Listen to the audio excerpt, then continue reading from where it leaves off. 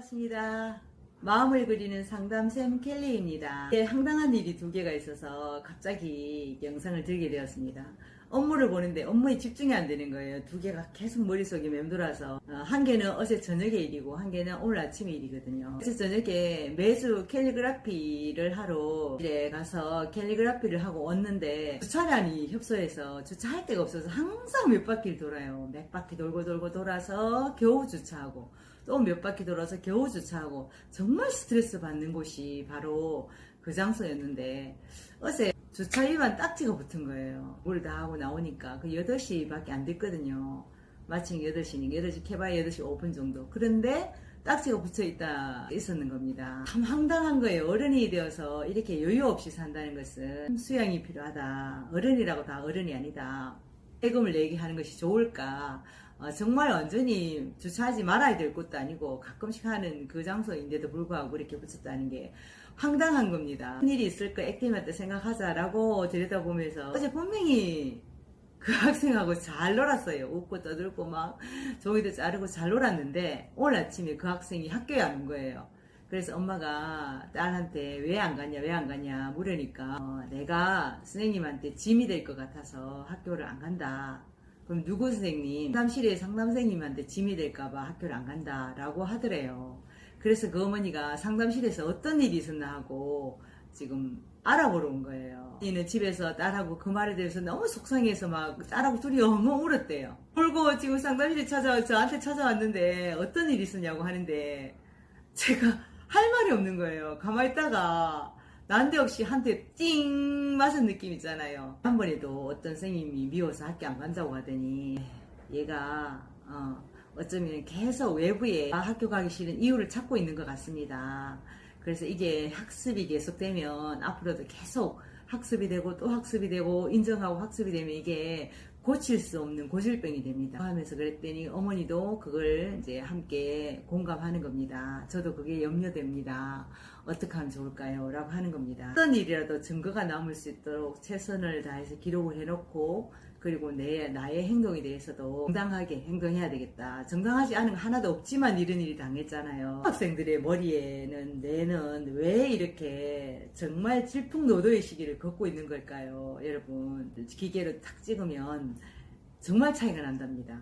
일반인들은 정말 이렇게 뇌 세포가 제대로 형성되어 있지만 중학생들 그 시기에 질풍노도의 시기에 뇌회로를 찍으면 회로가 엉망으로 이렇게 돼가 있대요. 그러니까 수시로 이게 변한답니다. 이게 사고가 수시로 변하기 때문에 이 두 개를 비교하면 이렇게 왔다 갔다 하는 질풍노도의 시기가 정상인 거랍니다. 그래서 우리 어른들이 더 조심하고 해야지 아이들을 탓할 수가 없는 거예요. 그 시기가 지나면 소리바람이 휙 치다가 제자리 가면 다 정돈이 돼서 괜찮아지듯이 이 중학생 시절이 그런 것 같아요. 겨울바람 치다가 슝 하면 고등학교 되면 이렇게 평화로워지는 겁니다. 그 시점에 제가 여기 와 있다는 겁니다. 얼마나 이야기거리가 많아지겠습니까? 그런 심리 하나하나를 정말 지켜보려니까 구하면 안 되겠죠. 주어진 운명이라 생각하고 벌금 내는 것도 마찬가지로 뭐 어쩝니까? 제가 주차를 잘못한 덕분에 또 이렇게 세금을 내게 됐습니다. 여러분들은 이렇게 황당한 일이 있으면 어떻게 처리하시는지요? 저는 이렇게 황당한 일이 있으면 뭔가 메모를 하든가 글을 마구잘 쓰든가 이렇게 황당한 일 이것뿐만 아니라 뭐 살다 보면은 엄청 황당한 일이 많을 거잖아요.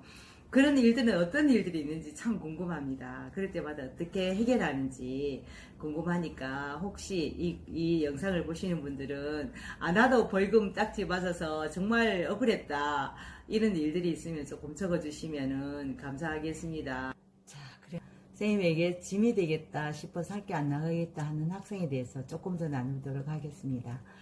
자, 그 학생은 그 동생이 2명이나 있어요. 동생이 2명 있고 장녀인데 엄마 아빠가 굉장히 기대하는 딸이었어요. 근데 그 동생이 이제 자기하고 4살 차이 나고 3살, 4살 차이 나다 보니까 자기도 사랑을 엄마한테 받아야 되는데 사랑을 듬뿍 받고 있는데 동생이 태어났잖아요. 그러다 보니까 그 태어난 동생으로 인해서 밀려났잖아요. 밀려나고 동생이 하나 더 태어나니까 자기가 또 밀려난 거예요. 그런데 엄마 아빠는 이제 관심이 동생한테로 다 쏠려 있잖아요.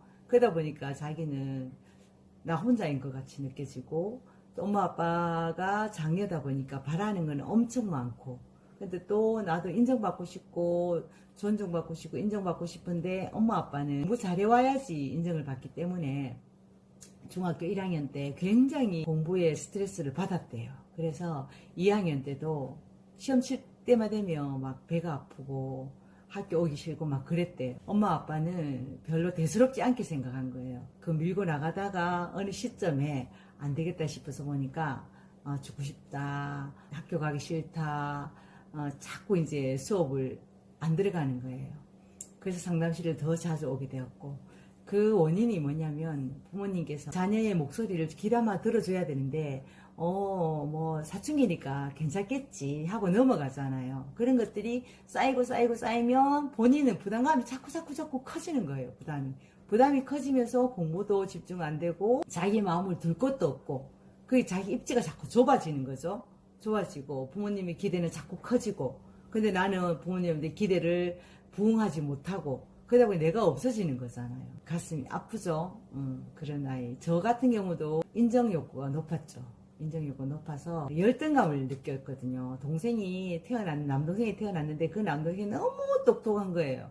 너무 똑똑했는데 그 남동생하고도 4살 차이 났거든요. 내가 엄마 사랑을 독차지하고 있었는데 그 동생이 태어남으로 해서 내가 밀려났잖아요. 밀려나면서 나는 아무것도 못하는 아이로 그냥 스스로 문을 차단하면서 가슴을 이제 닫은 거예요.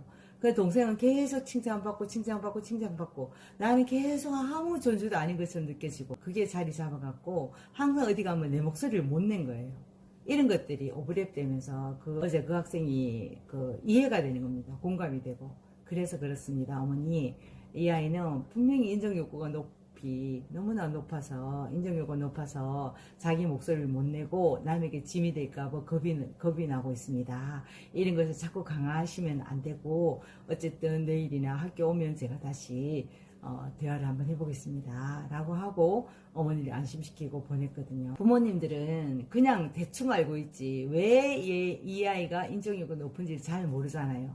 그런 것들에 대해서 좀 더 전문가가 개입해 준다면 본인들의 양육 방식을 돌아보지 않을까 하는 생각이 듭니다. 지금 중학교 자녀들 가장 키우기 힘들죠. 제가 수시로 중학생들의 그 심리를 조금 더 파악해서 어떤 사례와 함께 여러분들하고 나누도록 하겠습니다.